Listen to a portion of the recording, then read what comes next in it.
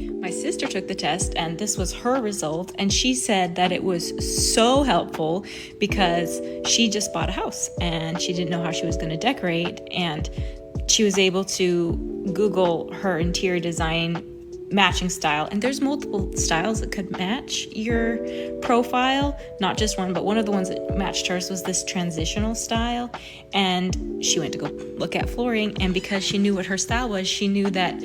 having a little bit of mid-tone floors would work in her house, and she was really excited that she didn't have to figure that out. So yeah, go take the test, and I suggest getting the style that is listed in there and Googling it, because sometimes the pictures aren't going to have the colors that you prefer. They're just the ones that I could best find to represent the style, but not maybe the exact colors that you like. And there are 3 styles in there where I'm not sure I completely nailed. So if it doesn't match and you don't think it's accurate, let me know what style you are, and I'm going to see if it's one of those 3 styles, and I might change what the results are for that test. Follow my page because I will be posting more information about how this test works and showing you examples of all the different personality profiles.